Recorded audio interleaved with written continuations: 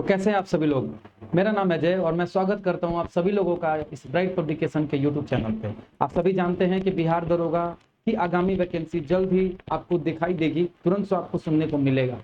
आगामी वैकेंसी अक्टूबर या सितंबर के आखिर तक आपको सुनने को मेरे ख्याल से मिल जानी चाहिए। वैकेंसी आएगी, इस भ्रम में लोगों के कहने पर मत रहिए कि वैकेंसी नहीं आएगी, वैकेंसी को आना तय है।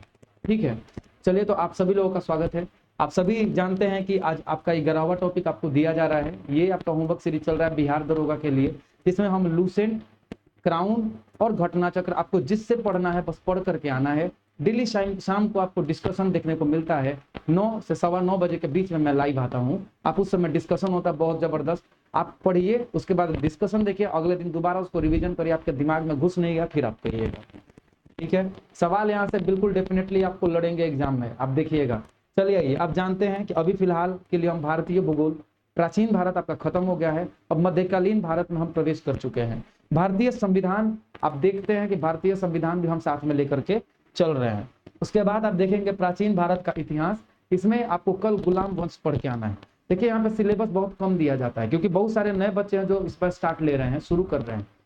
तो उन लोगों के लिए क्या सवाल ये उठता है कि बहुत ज्यादा लोग हैं जो पहले भी बहुत पढ़ चुके हैं और अभी भी वो तैयारी कर रहे हैं। आप जरा ये सोच के देखिए, आप ज्यादा पढ़ चुके हैं तो आप किस चीज में छटे हैं? क्या मेंस में छट गए हैं कि प्री में छट गए? क्यों छट गए? क्योंकि आप पढ़े थे और वो आपके परीक्षा में आया लेकिन आप गड़बड़ा दिए, या आप बहुत ज्यादा पढ़े थे लेकिन उसमें से एक भी परीक्षा में आया ही नहीं। तो ये सब कुछ कुछ कमी है। तो आप खुद को ये समझाने के बजाय कि आप बहुत पढ़े हुए हैं और उसके बाद आकर के आपको जरूरत नहीं इस चीज की, तो ये आप गलतफहमी में इसको दिमाग से निकाल दे और फिर से स्टार्ट ले और यहाँ से जुड़े, जरूर जुड़े इससे। मैं ये नहीं कह रहा हूँ कि आपको रिजल्ट करा के दूंगा, बस आप इस तरीके को बदलिए। आप धीरे धीरे डेली पढ़िए, टॉपिक वाइज पढ़िए। आप देखिए आपका सिलेबस कैसे कंप्लीट नहीं होता है। जब लूसेंट, क्राउन और घटना चक्र को रट जाएंगे ना, तब देखिएगा आपका कैसे खत्म नहीं होता है। एकदम बवाल करके आएंगे मेंस में, समझ गए। भारतीय भूगोल में भारत की मिट्टी आपको पढ़ना है। देखिए गुलाम वंश में आप पढ़ेंगे, गुलाम वंश इसलिए दे रहा हूँ क्योंकि वो अपने आप में बड़ा टॉपिक है। आपको छोटा सा लूसेंट में मिल जाएगा, आप उतना पढ़ के आइए, बाकी मैं बड़ा पढ़ के आऊंगा और आपको पढ़ा दूंगा, आपको बता दूंगा। बाकी का जो बचा रहेगा, जो भी फैक्ट उससे रिलेटेड रहेगा वो मैं बता दूंगा। पर वो काफी बड़ा टॉपिक है, रजिया सुल्तान के बारे में, जो कि पहली महिला सुल्तान जो बनाई गई थी दिल्ली पर राज करने वाली। तो ये सब है। भारत में इससे पहले औरतों ने शासन किया है राजा बनकर के। आप देखेंगे कश्मीर में भी एक शासिका थी जो कुछ दिन तक रही थी। तो ऐसा नहीं है कि भारत में शासिका नहीं रही थी, पर दिल्ली की सबसे पहली महिला सुल्तान रजिया सुल्तान और इकलौती सुल्तान रजिया सुल्तान। उसके बाद आप बहुत लोगों के बारे में जानते हैं। तो सल्तनत पीरियड में बहुत सारे वंश आते हैं। फिलहाल के लिए आपको गुलाम वंश दिया जा रहा है।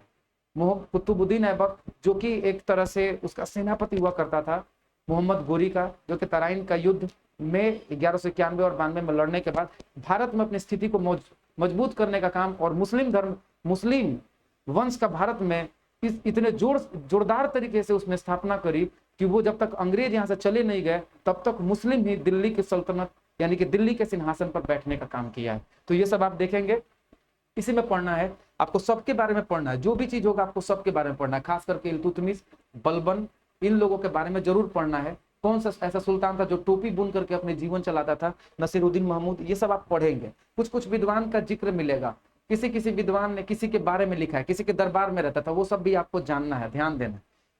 कुल मिला के बात यह है कि लूसेंट में लिखा गया एक एक लाइन आपके लिए महत्वपूर्ण है, वो आपके दिमाग में गड़ना चाहिए। यदि नहीं गड़ता है तो वो आपको शाम को मैं गाड़ दूंगा आपके दिमाग में गोली की तरह। बाकी टॉपिक आपको करंट अफेयर्स खुद करना है, करंट अफेयर्स करना ही पड़ेगा, करिएगा तबे फ्री होगा, नहीं करिएगा रिजल्ट नहीं होगा। लिख लीजिए, करंट नहीं करिएगा रिजल्ट नहीं होगा। राजनीति विज्ञान में आपको राज्यों का पुनर्गठन कल भी दिया गया था, आज भी ये दिया जा रहा है। ये टॉपिक अपने आप में काफी बड़ा है, एक दिन में ज्यादा डिस्कशन हो नहीं पाएगा। तो कल हम लोग इतिहास और इसका डिस्कशन करेंगे, और उसके साथ में भूगोल है उसका भी कोशिश करेंगे कि उसका भी हम लोग कल डिस्कशन कर ले। यदि नहीं होता है अगले दिन भूगोल जाएगा, ठीक है। तो इस तरीके से आप पढ़िए, धीरे धीरे पढ़िए, डेली पढ़िए, समझ गए। और उसके बाद शाम को हमसे मिलिए, आज शाम को आप मिलिए हमसे 9 बजे रात को, ठीक है। और उसमें लाइव डिस्कशन होता है, बहुत धुआंधार डिस्कशन होता है। तब तक के लिए चलता हूँ, वंदे मातरम, बाय, जय हिंद। आज 15 अगस्त है और आप सभी लोगों को ये बता दिया जा रहा है कि झंडा फहराइए, बिल्कुल फहराइए, रोड पे न फेंकिएगा, गाड़ी में भी लगाइए। बस ऐसा ना हो कि आंधी आए और उड़ जाए तो उसको उठा करके जरूर घर में लाके लगाइएगा। ऐसा नहीं कि रोड पे उसको छोड़ के भागें। ऐसा नहीं करते हैं, इससे अपना अपमान है, अपने भारत देश का जो प्यारा सा झंडा है उसका अपमान है। तो इस तिरंगे का अपमान बिल्कुल भी ना करें, ये आपका मूल कर्तव्य भी है। चलिए तब तक के लिए चलता हूँ, बाय, वंदे मातरम।